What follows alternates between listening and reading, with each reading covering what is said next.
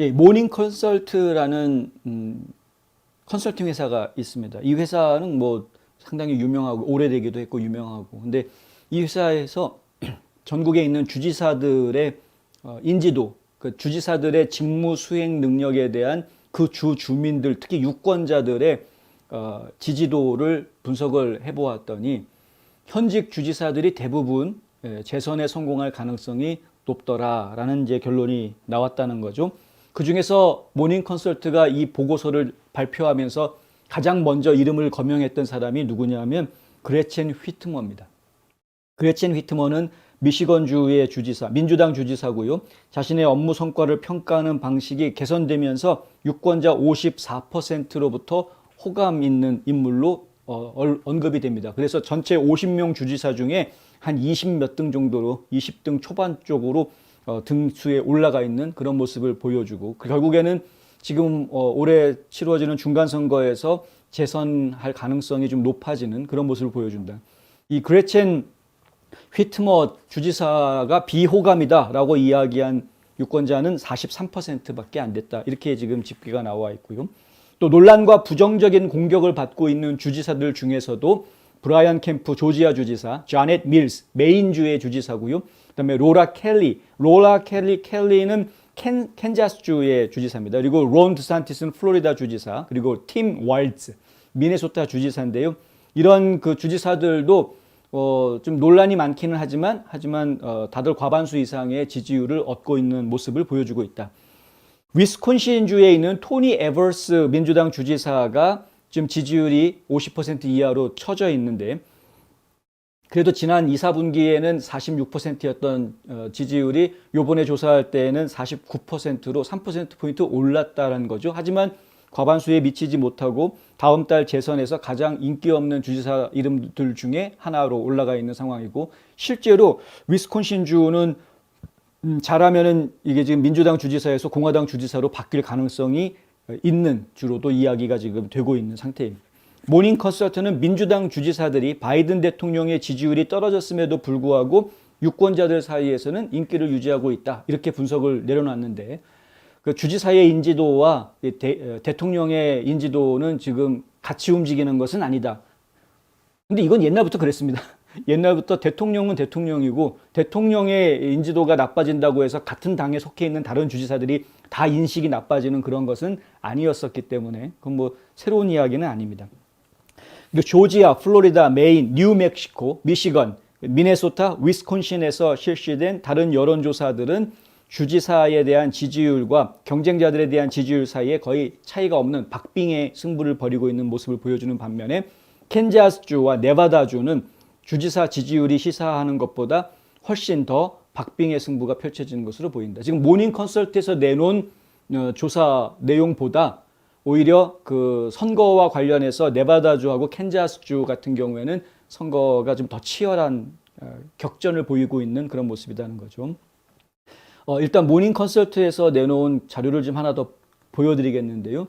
여기 보시면은 이제 왼쪽에 있는 표가 1등부터 꼴등까지 이 지지율, 오른쪽에 파란색이 지지율이고요. 그리고 왼쪽에 있는 빨간색은 이제 비호감도, 이게 이제 지지하지 않는다라는 겁니다. 근데 여기 이 파란색을 기준으로 해가지고 1등부터 꼴등까지 등수를 좀 매겨놓은 겁니다. 가장 1등으로 이야기된 인물은 매사추세츠주의 찰리 베이커 주지사인데요. 찰리 베이커 주지사 같은 경우에는 지난번 2분기 조사 때에도 1등을 했습니다. 계속 그 자리를 유지하고 있고 여기 선이 그어져 있죠. 1등부터 10등까지 해가지고 선을 그어놨는데 상위 탑 10 주지사 명단에 보면 탑 10 주지사 중에 한 명만 민주당이고 나머지는 다 공화당입니다. 이런 걸 저희가 좀 관심 있게 볼 필요는 있다. 물론 이 꼴등주에 가면은 더그 듀시 같은 애리조나 주지사 꼴등에서 두 번째, 그러니까 49등 한 주지사도 있습니다만은 공화당 주지사도 있습니다만 그리고 이게 라이노니까 그렇지라고 생각하시기에는 좀 거시기한 게 레리 호건 주지사 또 여기 지금 3등의 이름이 올라가 있습니다. 그러니까 뭐 라이노고 뭐건 간에 하여간 공화당 주지사들이 인기가 더 많을 수밖에 없는 건 당연한 것이죠. 세금 적게 받고 정부 잘 운영하니까. 네, 이거는 뭐 일자리 창출에 도움이 되는 주지사들이고 여러 가지 면에서 공화당 주지사들이 인기가 많을 수밖에 없긴 합니다. 일만 잘하면. 문제가 있는 사람들은 이렇게 뭐 꼴등으로 내려갈 수도 있지만. 그리고 여기 오른쪽에 있는 이 그래프들은 뭐냐 하면은요. 1, 4분기부터 3, 4분기까지의 변화를 지금 보여주고 있는 것이 2021년 작년 1, 4분기부터 올해 3, 4분기까지의 지지율의 변화를 보여주고 있는 것인데요. 지금 이제 이른바 경합주로 이야기가 됐던 주들입니다. 조지아주가 제일 먼저 나와 있죠. 그리고 자넷 밀스, 그다음 오른쪽에 보면은 자넷 밀스 메인주가 이야기가 나와 있고요. 그리고 이제 그 뒤에 보면 로라 켈리 주지사 이야기가 나오는데 보면은 아시다시피 지지율이 계속 유지가 되고 또 비호감도도 계속 유지가 되는 이게 엇바뀌지 않는 모습을 보여줍니다.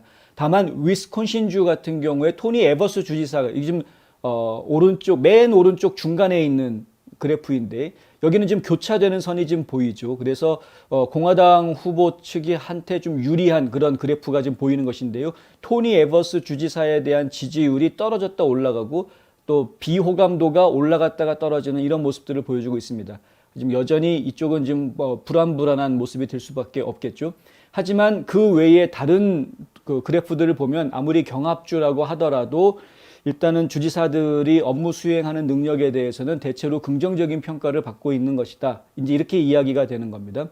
결국은 현직 주지사가 기본적으로는 유리할 수밖에 없습니다. 현직 주지사가 무슨 강한 스캔들이 있지 않고서는 그 자리에서 쫓겨나는 경우가 흔하지가 않습니다. 보통 재선할 수 있게 되는 것인데 지금 모닝 컨설트가 이번에 조사에서 발표한 내용들을 보면 위스콘신이라든가 뭐 캔자스, 네바다 정도는 좀 모르겠으나 하지만 그 외에 다른 지역들은 거의 대부분의 주지사들이 지금 이제 주민들로부터 그렇게 잘못하고 있다보다는 잘하고 있다라는 평가를 더 받고 있기 때문에 이번 11월 선거에서 주지사들이 그 자리를 지킬 가능성이 높다. 이렇게 이제 이야기하고 있는 것이고요.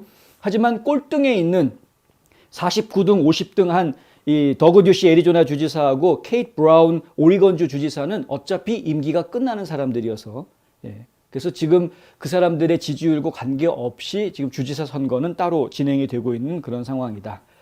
이번 여론조사는 7월 1일부터 9월 30일까지 각 주의 등록 유권자 대표 표본에서 수집된 응답에 따른 것이고요. 오차범위는 지역에 따라서 1% 플러스 마이너스 1%에서 5% 사이 수준이었다고 합니다.